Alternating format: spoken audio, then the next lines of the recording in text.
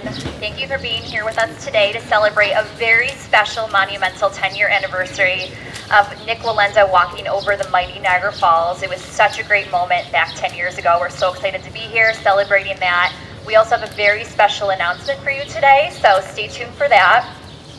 Our media partners, immediately after this ends, you can definitely interview Nik and anyone else that is up here today, so just feel free to grab them and we can help you with that. And without further ado, let's bring up Mayor Restaino. Thank you, Kate. This is a really important day for us. It, again, commemorates something that, we always know that Niagara Falls is in the minds of people all across the world. They come to visit us year after year after year. But for that one moment, 10 years ago, all of the eyes in the globe were focused on the city of Niagara Falls. And so this is a very important time for us to remember that spectacular event. I want to welcome all of you to the city of Niagara Falls. We are proud to be able to celebrate this. And I have some other elected officials that represent our city that want to make some presentations this morning. So if I may call up our Assembly member, Angelo Morinello. Thank you. 10 years goes by real fast. It seems like only yesterday this street was full of individuals, news cameras, and there was this little line across the gorge, about this big, eh? But as the mayor said, the entire world was watching Niagara Falls. And the funniest part was, as Nik Wallenda crossed the middle of the gorge and was just getting off into Canada, they wanted to see his passport. Okay?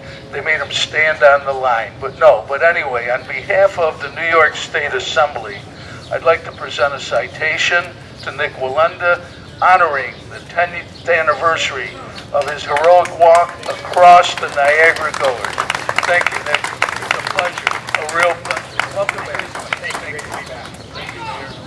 Nik, you might as well stay up here because that's not going to be the only one, okay? If I could, I'd like to introduce and bring to the microphone Senator Robert Ortt. Thank you, Mayor. Nik, if you walked across there today, you'd have to show proof of your vaccination and have a mask on the whole way. But thankfully, that's not happening.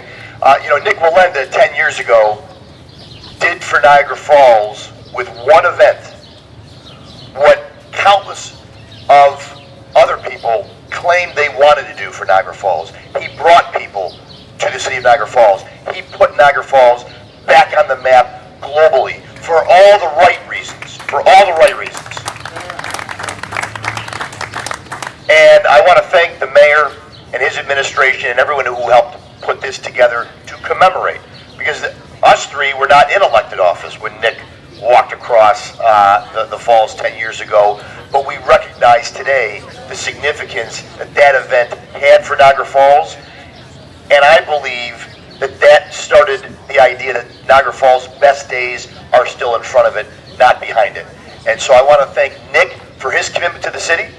I want to thank the Wallenda family, and I want to thank everyone who helped put this commemoration together. And Nik, I'm not going to, you could walk the falls before I could read this whole thing again, but there's a lot of whereases. But on behalf of the Assemblyman and myself and a lot of other people, I want to present to you this proclamation from the New York State Senate commemorating 10 years of your historic walk across the falls. So thank you very much.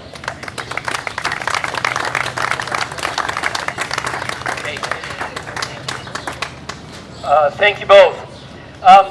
Not to limit the proclamations and commitments to Nik based on his incredible performance 10 years ago, the city of Niagara Falls also has a proclamation as well as another gift for Nik. Suffice it to say, as I go through, rather than go through all the whereases, that the city of Niagara Falls and I, Robert Restaino, Mayor of the city of Niagara Falls, proudly honor and celebrate Nik Wallenda on the 10th anniversary of his walking over the precipice of the falls and do hereby proclaim January 15, 2022 as Nik Wallenda Day in the city of Niagara Falls. Now,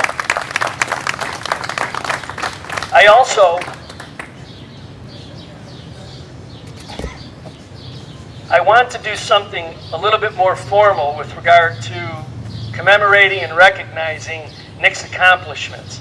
And so what I'd like to do, as this is declared Nik Wallenda Day in the Falls, is to also present to Mr. Wallenda a key to our city.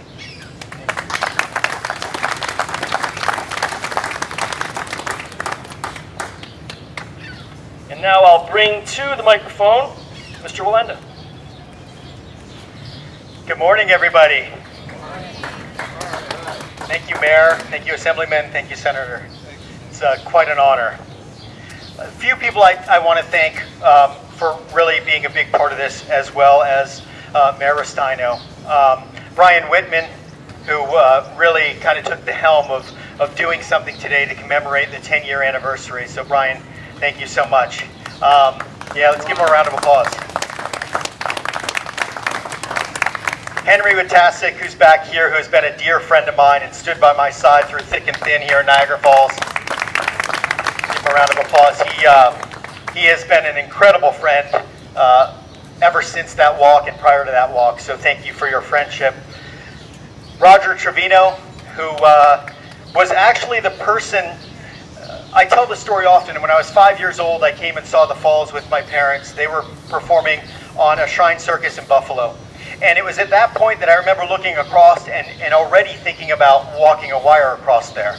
Now, with my family history, it probably makes sense. My mom was 6 months pregnant with me and still walking the wire, so I've done this longer than I've been alive, and that's the way that my mind works. But I'd always wanted to walk across and just didn't know what it was going to take to get permission. I knew that there was a law in the United States that banned stunting for over 100 years and something very similar on the Canadian side. I was in Orlando at a convention. I produce shows in amusement parks around the world, and there's a big amusement park convention in Orlando every year called IAAPA. And this gentleman right here, Roger Trevino, was walking by one day, and he said, "Wallenda, you're a wire walker, right?" I said, "Yeah, that's right." He goes, "Have you ever thought about walking across the falls?" And it was that conversation that culminated on June 15th of 2012 for me becoming the first and only person in the world to walk a wire directly over the precipice of Niagara Falls. We all hear the stories of Charles Blondin and all these amazing wire walkers, but the truth is, after we did research, none of them ever walked over the precipice of the falls. They walked over the gorge. And there are many reasons why we believe that happened. I believe technology played a role in that. Just being able to string the cable up directly over those falls as it advanced, it made that easier. I remember talking with another great wire walker, Jay Cochran, who has since passed away, but he did many walks over on the Canadian side. Always his dream to walk over the falls. An incredible mentor and somebody I always looked up to. But I remember Jay saying it was impossible to walk directly over the precipice of the falls where I did, because he felt the wind and the conditions would not be, I wouldn't be able to make it across. So there are many reasons why no one did, but it was a dream of mine, and it wouldn't have happened with those that I just mentioned, so thank you guys especially. And furthermore, I want to thank my manager, Winston Simone, who has been by my side throughout my entire career, and I can tell you, if it wasn't for that man right there and God being with me everywhere I go, I wouldn't be in this position. I wouldn't have walked over Niagara Falls, the Grand Canyon, an active volcano, broke 11 Guinness World Records and all those fun things, because he was a big part of making that happen. So Winston, thank you so much.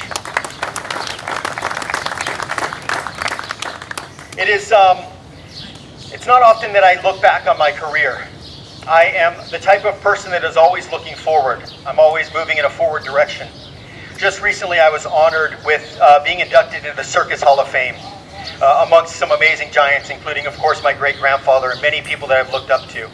And this was only a couple months back, and as I was preparing the speech for that, about an hour before I was about to go out there and accept it, I was sitting in my bedroom, and my daughter, my beautiful daughter, Evita, who's here right now, who goes to school at Duval here in Buffalo. Yeah, that's right, Saints.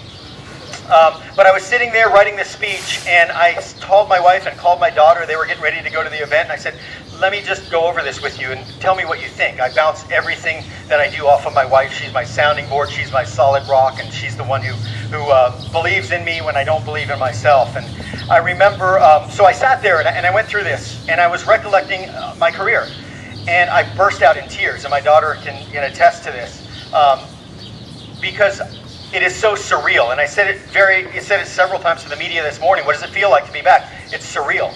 I look back, and it's hard for me to even realize that I did that. And I hope that people are encouraged to continue to look forward. Don't look back, but continue to look forward and chase your dreams and your goals and your ambitions.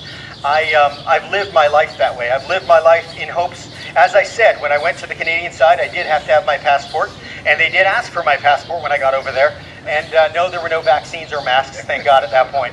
However, there was a mask over the volcano that I did a couple years ago. But I remember getting there, and they asked for my passport, and that was all real. I had to have my passport. I was crossing over an international border. It was in a Ziploc bag in my pocket, in my front pocket, during that entire walk. And they said, "What's your reason for being here?" I didn't know what they were going to ask me, but what I said was, my goal is to inspire people to pursue their dreams, no matter what challenges they face, and to be inspired that nothing is impossible if you set your mind to it and keep God number one. And that really has been my life's journey. It's really been my family's life's journey, is to inspire others. I think that we're all on a tightrope, and we're all trying to make it from one side to the other. And it's so important that we continue to face the other side. I just released another book called Facing Fear. And in that book, I talk about when I was walking across the Grand Canyon. And at several times as I was crossing, I got hit with 48-mile-an-hour gusts of wind. And most people would stop in their tracks and turn around, and trust me, there was a moment where I wanted to go down and hold the wire and cry for my mom to help me. And trust me, she would have went out on that wire and got me too if she had to. But I kept walking, and in that chapter I talk about the fact that I was prepared for those winds. And I think we're all going to face challenges in life. We're all going to face winds. We're all going to face the heavy mist of Niagara Falls. But as long as I continue to focus on the other side and keep walking, I'll continue to make progress. So I could talk to you guys for hours, but I'll probably bore you. But this place is special to me. Niagara Falls will always be. It was the walk. I had broken a couple world records prior to that. I had a TV series on the Discovery Channel, but it was this walk here that really put the Nik part of the Wallenda name on the map. And to be a part of a movement that hopefully helped this area. And it is continually and always will be my dream to do more here. There are many challenges. We all know, I don't have to preach to you guys, there are a lot of challenges. This mayor has a big task at hand right now and is taking a lot on, but I believe that we need to bring unity to this area. And I think that's the challenge that Niagara Falls, US faces. I go to Canada, I'm invited to perform there all the time, I'm invited to do events, and the reality is when I go over there, what I see is perfect unity between the Parks Department, between the Government Department, between the citizens. There's unity. And I think that's what we need here. If I can preach anything, it's we need unity. I love the visualization of tying the United States to Canada and just bringing unity to two countries. But I believe that we need that in this area. And I believe there are great things ahead. I believe that it is just the beginning and that there are great things ahead for Niagara Falls. But it's not going to happen if we can't unify, if we can't all get on the same page for the same cause. And the reality is the same cause is the better of all of us. So politicians in general need to start focusing on the good cause for everybody. And we need unity in our country and the world as well, more than ever before. So I could preach forever. But guys, I love you. Thank you so much for this opportunity. Thank you, Mayor. Thank you, Nik. And this administration is certainly living up, we're trying to live up to that message of continuing to move forward and having our eye on the prize. I would like to bring to the podium now Susan Geisler. We are now going to take about the opportunity. There's been an awful lot of questions. So what's going to go on at 11 o'clock on Old Fall Street? What are you doing? What are you doing? You know, where's Nik going to walk next? What I wanted to make sure that we kept the suspense, because I think once you see what this plan is, you will, as I did, be amazed at how this is going to provide a continual memory of what happened 10 years ago. So if I could have both Susan and Nik please come to this easel here. Again, it's our intention to bring to the city of Niagara Falls a lasting memory of the event that put us in a much different place. We are, based upon this event, moving forward. The Senator's right. Nik has hit it on the head. This is just the first step in what we know is a journey to get to where we have to be. So, without any further yapping, if you guys would help unveil this.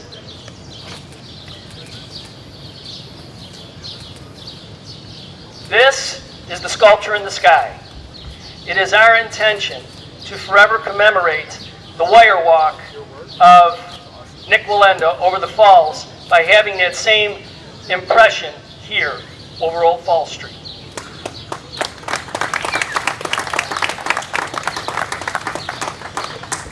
If I could, I'm going to ask Susan to come to the podium to give you some of the details about the sculpture itself.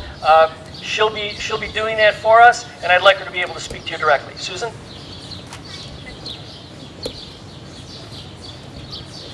Hello. Thank you, Mayor Restaino, and congratulations, Nik. And Brian, thank you. I've been asked to execute this sculpture of Nik, and I'm very flattered to be selected as the artist to do this. It will be a cast bronze sculpture in the sky, it will be called, and it'll weigh about 300 pounds. Sorry, Nik. And it's going to be a pretty exciting project, and I'll do a lot of research on Nik himself and make sure that I'll produce the likeness of him and anything else I need to say? So thank you very much for again asking me. We're excited. We know that Susan has done great work in the local community, and so we know that this will be an exceptional piece of art for the city of Niagara Falls. I can't remember, but is the wire that is across Old Falls Street is actually going to be a portion of the wire from that walk? So not only will we have this wonderful sculpture in the sky, we'll also have a piece of history to be a part of it as well. If you both will come over to the other side, let's unveil this. It'll kind of give everyone here a little sense of space as to where we're intending to place this. Again, we are hoping that as we continue down this project, that it'll ultimately end up being yet another place in our city where people will gather and where folks will have a conversation about that tremendous event 10 years ago. So, again, let me just say that the opportunity to talk with Nik, the opportunity to celebrate this with him is very important for all of us here in the city of Niagara Falls. I think his message about unity, those who have been engaged with this administration recognize that that's really the message of this administration, that we will move forward when we move forward together. And so it's great to have Nik here as a spokesperson for that unity, and I really appreciate those words. It's exceptional, and it's exactly what we need to do to accomplish things in this community. So I appreciate all of you being here this morning. Obviously, as was indicated by Kate, if there are any questions that you may have of any of the individuals that are here, we're more than happy to answer them.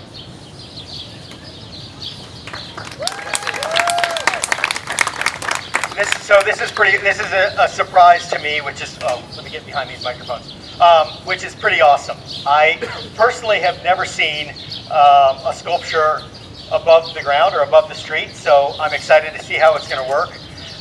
But it's quite an honor.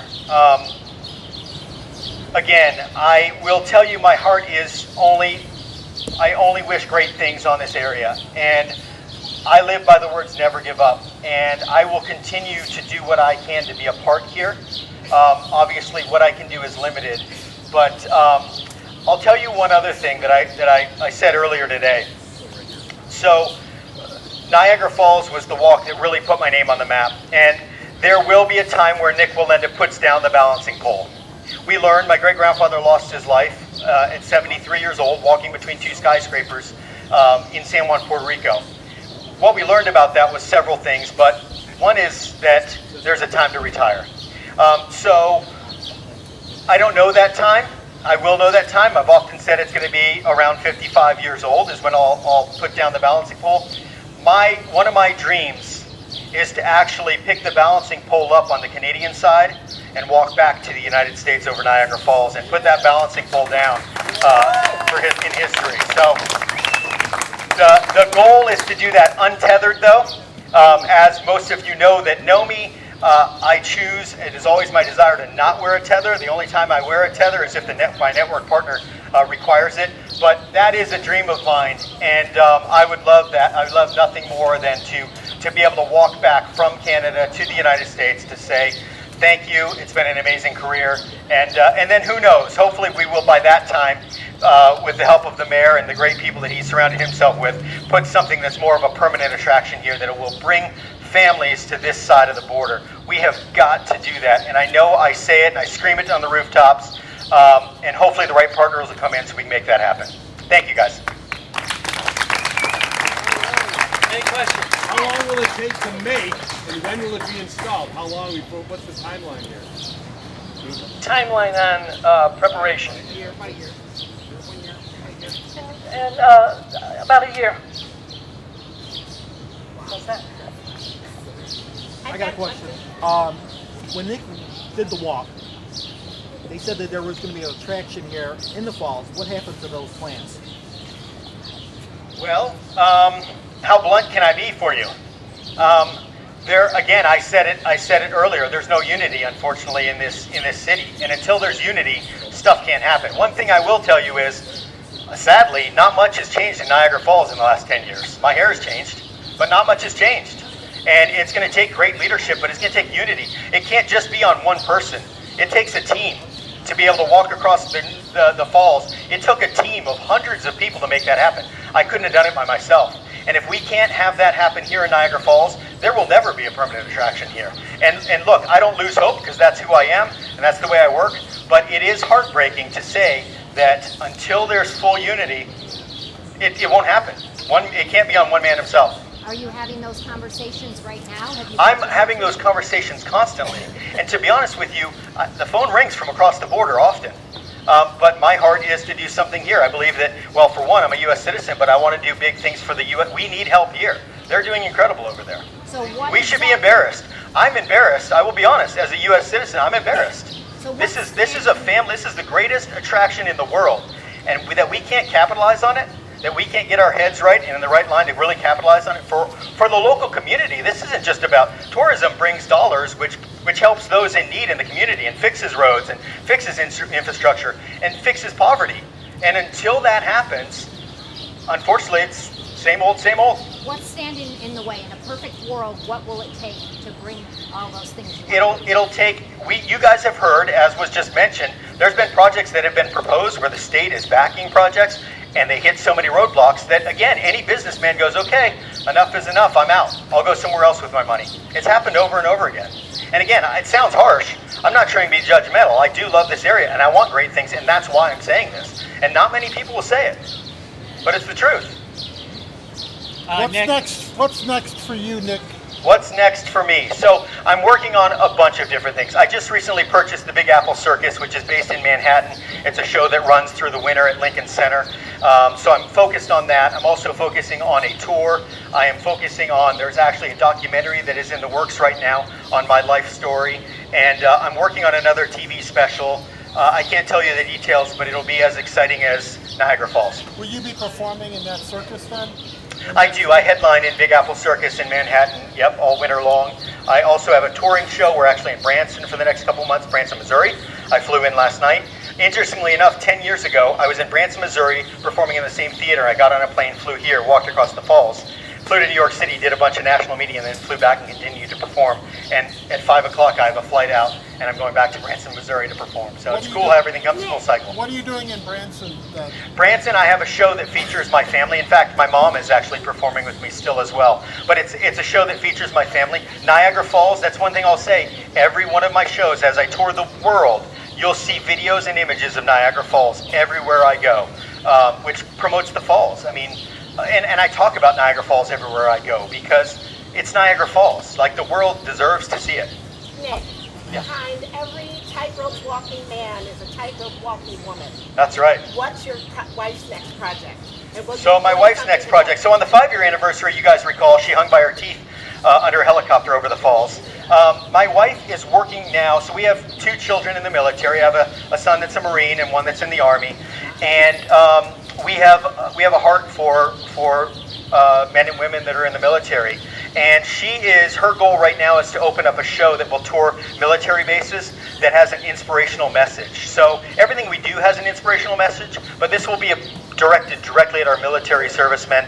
I have a son that's in the Army that calls me once a week because someone comes up to him contemplating suicide. And I'm not exaggerating. Once a week, at least, someone comes up to him and says, I need help. That's the state of our military, and they need help. And my wife, that's our heart, and she wants to do something big for the military and to be able to give back. Nik, Yes. you have performed obviously so many great feats in so many great areas of the world. We've been fortunate to have you come back for different anniversaries and events, and now of course there's this project. Do you have this kind of relationship in those other cities where you performed? You know, I have the relationships for sure. I don't necessarily have the love that I have I haven't been back to the Grand Canyon since I walked across. I mean, that's a great example. I've been here many times. Hopefully that shows that I do care, and it does mean a lot to me, and I do want great things for here. But I have honestly not returned to the Grand Canyon in 9 years. Yeah, of course I have great relationships in all of those cities. And look, you know, one of my goals is to at least just bring a show here to entertain our local citizens and tourists, and maybe bring people over to see Nik Wallenda perform in a show here. And that's something that we are trying to work on now to be able to make that happen. But it takes the community. What people don't realize is when I do a show anywhere in the world, it is local businesses that sponsor and fund the marketing and such to make that happen. And that's what it's going to take. It's going to take local businesses to be a part of it, believe in it, and support it. You say you may retire when you're 55. How old are you now? I'm 43, so I've got a little bit of time. So Canada, when Canada changed their legislation, it was once in a generation, which is considered 20 years. So therefore, I have to wait another 10 years before I'm able to make that walk anyways, in order to get permission, which will be a process, and I get it. It's going to be a big process, but I live for that stuff. I live for those challenges. How old's your mom then? My mom is 69. She turned 70 in December, and I keep telling her, Mom, okay, enough is enough. And she had her hip replaced a year and a half ago. I told you that all of our shows are inspirational, and I talk about, I bring my mom up actually on the wire during the performance, and you know, somebody with a hip replacement a year and a half ago who convinced the doctor at 68 years old, convinced the doctor to put in a titanium athlete's hip because she wanted to continue to practice. And within a week of having her surgery, got back on the wire. And that's our family history. Look, you guys all know, because this area supports me, Western New York is just amazing to me, and the outpouring was overwhelming. But in 2017, we had a bad accident where we were training to break a world record for the highest 4-level 8-person pyramid on the wire. And after months of training, we took it full height. And during one rehearsal, 30 feet above the ground, is when my worst nightmare became a reality, and that pyramid collapsed. And by the grace of God, I caught the wire, as did a couple others. But statistics say 20% chance, 1 in 5, of surviving a fall greater than 30 feet. And we had 5. So in my new book, I tell that story and how I dealt with fear. That's why I wrote Facing Fear. I got to the point, I let my mind take over. And I think it's important. One thing The Wire taught me was to take control of my thoughts, take every thought captive, and controlling my internal dialogue. And during that process, I got back on the wire the next day, and after performing for 6 weeks, I started physically trembling on the wire to the point where I said, I don't think I can do it anymore. I went back to my wife and said, I'm giving up. I'm never going to walk the wire again. This is only 5 years ago. And it was that conversation that sort of led me to writing Facing Fear, because of military men and women that are dealing with PTSD. Eventually I was diagnosed, but dealing with PTSD. And I wrote my journey down to hopefully help others get back on the wire, because so many people in life are dealing with that right now. They're dealing with fear and struggling with different situations in life. And that book was written to help others out. But my sister had broken every bone in her face. She actually currently has 73 screws and plates in her face alone. She was in a coma for 2 weeks, didn't know if she'd live. My sister came out of a coma. I was in her hospital sitting next to her. She was in the bed. She couldn't talk, her jaw wired shut, and she had a dry erase marker in her hand because that's only way she could communicate. Her arm completely numb, didn't know if she'd ever get feeling back. And the first thing she wrote was, "How's everyone else?" And then the next thing she wrote was, "You know what? This accident didn't kill me, so I'm going to use it to inspire others." And then, as you guys saw on national TV less than a year after that accident, she got on a wire that was actually 4 times higher and 3 times longer than any wire she walked in her entire career when she walked over Times Square with me. We do what we do to inspire others, and that's what drives us. It is about inspiring. It is not about impressing you guys. Wow, amazing, you walked over Niagara Falls, no one can do that. The reality is it's about inspiring others to chase their dreams, to overcome the challenges they're facing and the accidents they're dealing with and traumatic experiences that they've dealt with. What role has your faith? Yeah, so what role has my faith been? So I am very much a man of faith. I don't think that's, anyone can deny that. If you watch any of my TV specials, I'm very bold about it. It is the reason for me to get up every morning. You know, I believe that I can do all things through Christ who strengthens me. And I believe that God goes before me. And I also believe that God places these desires in my heart, like Niagara Falls, even at a young age. And I choose to acknowledge Him in everything that I do. And He has brought us through the greatest struggles. Those 5 performers that fell, miraculously all performed within 1 year after that accident and continue to perform. When in reality, at least one of them statistically shouldn't have made it. Still one more, please. Well, cost and where the money's coming from? The cost of the project. The cost of the project is approximately $150,000, and it is coming through sponsorships, as well as through some in-kind services that are being provided by some of the individuals that will be involved, the city, as well as some other contractors that are involved in the project. It's completely private funded. And it's the kind of thing that Nik has been talking about. It's the public and the business community and everyone coming together for a project that makes sense for our community. So we hope this is just the beginning of many, many more things. When do you think there will be a Wallenda show here in the Falls? When do I think? What's today, Wednesday? It can't happen fast enough for me. But obviously those things take the appropriate coordination with Nik's schedule and getting the input and the investment from our local business community. Those are conversations that continue to happen. For me, it can't happen fast enough. I am historically impatient, but you know that's the force we're driving. Is this the beginning of more to come? I know obviously there have been talks about a museum and other attractions that Nik referenced, that there are some roadblocks. What are those roadblocks, and are we ever going to see anything come to fruition that was promised 10 years ago? Well, all of the things that have been promised obviously continue to be a part of a conversation. I'm new to this conversation, and from my perspective, if the roadblocks at any point was local government, those roadblocks are gone. The next question is, who else is getting in the way? What's their reason for getting in the way, and how do we move them out of the way? Okay, thank you all so very much for being here.